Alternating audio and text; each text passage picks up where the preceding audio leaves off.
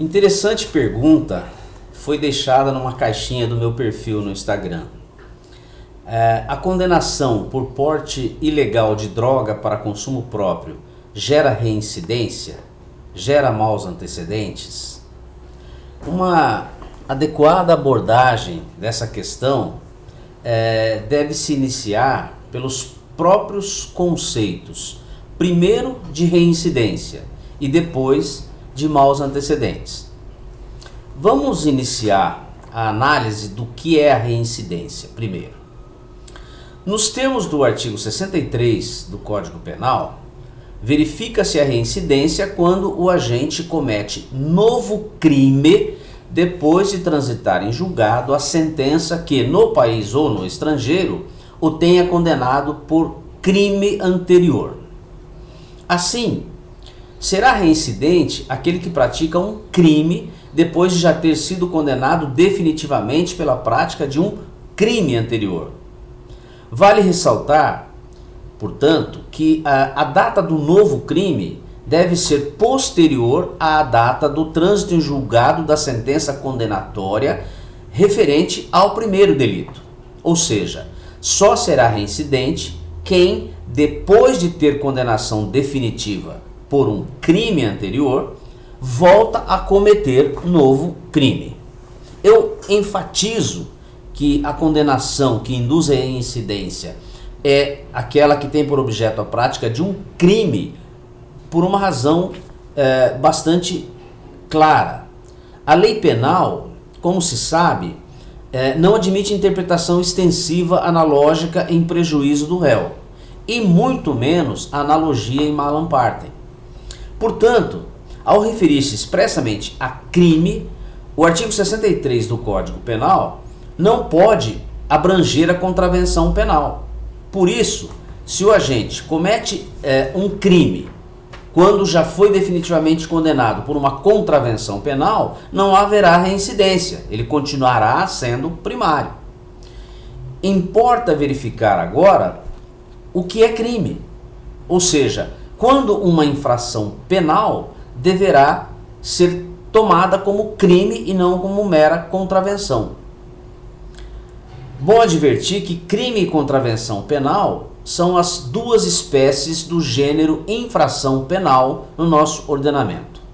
O legislador brasileiro adotou, quanto às espécies de infração penal, o denominado sistema dicotômico, também chamado de bipartite, que significa que nós temos duas espécies de infração penal, os crimes e as contravenções, enquanto o termo delito é sinônimo tanto de uma como de outra, mas não é uma categoria específica de infração penal. As infrações penais são crimes ou contravenções.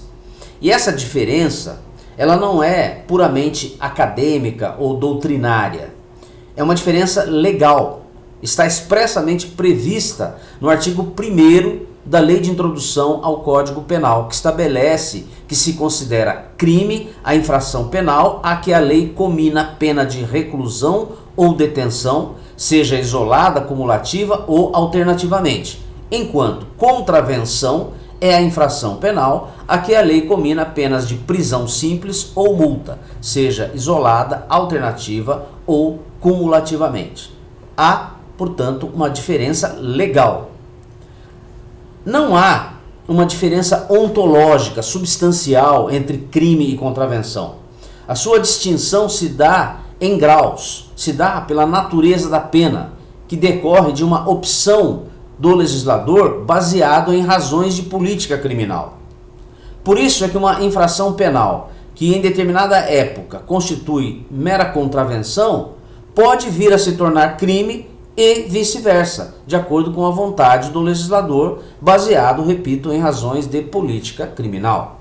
Tá? Tome-se como exemplo o porte ilegal de arma de fogo, que até o advento da Lei 9437 de 97, aquela Lei de Armas de Fogo, que foi depois revogada pelo vigente Estatuto do Desarmamento, constituía mera contravenção penal tipificada no artigo 19 da Lei das Contravenções Penais.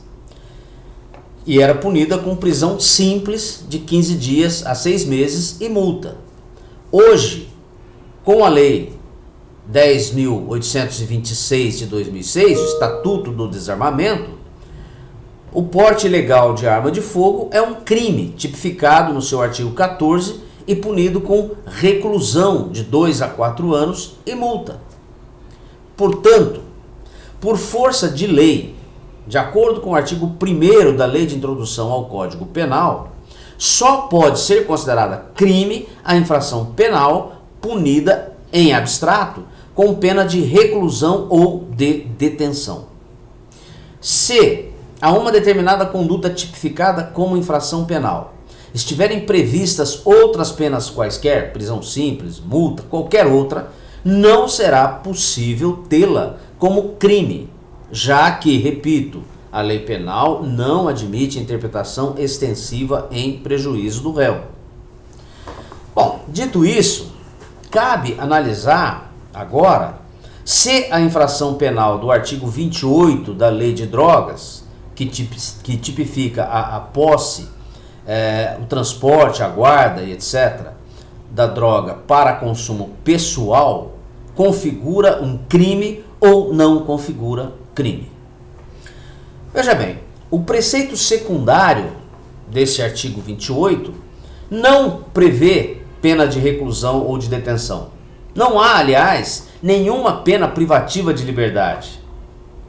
As penas ali combinadas são advertência sobre os efeitos das drogas, prestação de serviços à comunidade e medida educativa de comparecimento a programa ou curso educativo.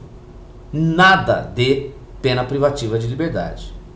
Portanto, à luz do artigo 1º da Lei de Introdução ao Código Penal, a posse de droga para consumo próprio não configura crime, embora seja uma infração penal.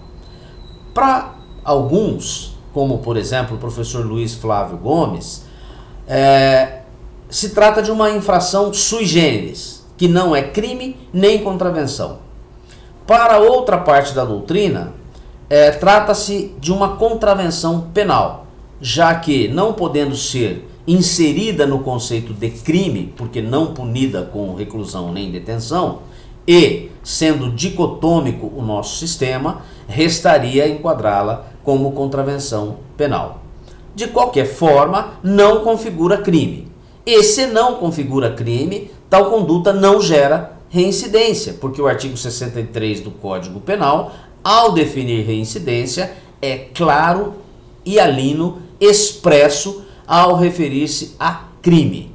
E, como a gente já disse, ele não pode receber interpretação ampliativa para incluir outra infração que não crime.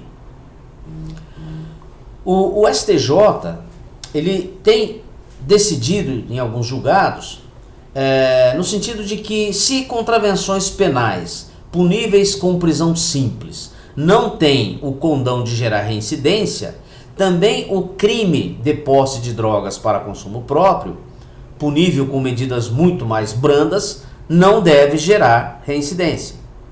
Esse argumento é fundado em razões de proporcionalidade, embora chegue ao mesmo resultado, ou seja, não reconhece a reincidência na condenação por posse de drogas para consumo próprio, ele contém uma premissa equivocada, porque não há esse crime de posse de drogas para consumo próprio. Há uma infração penal, mas que não chega a constituir crime e por essa razão elementar não gera reincidência. E maus antecedentes? Mau antecedente já é um conceito mais amplo e diferente da reincidência, não há uma definição legal do que sejam maus antecedentes. O artigo 59 do Código Penal, ao relacionar os vários fatores que o juiz deve obedecer na fixação da pena base, ou seja, no primeiro passo da individualização da pena, menciona, dentre esses vários fatores ou circunstâncias, os antecedentes do réu. Segundo a doutrina, antecedente é todo fato ocorrido na vida pretérita do acusado e que tenha alguma relevância jurídica. Bons antecedentes, portanto, terá aquele indivíduo que no passado não se envolveu em prática ilícita, e maus antecedentes será aquele que praticou ilícito anteriormente. E se assim é, não há como negar que uma condenação anterior por uma infração penal, ainda que por mera contravenção ou por uma infração que não seja punida com pena privativa de liberdade, constitua mau antecedente. Ora, o réu praticou antes um fato ilícito penal e foi condenado por tal prática.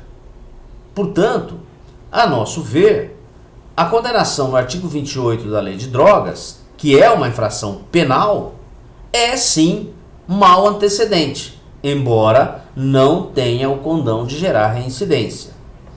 Apesar disso, há alguns julgados, inclusive do Superior Tribunal de Justiça, no sentido de que nem mesmo mau antecedente se pode reconhecer nessa condenação por posse de droga para consumo próprio.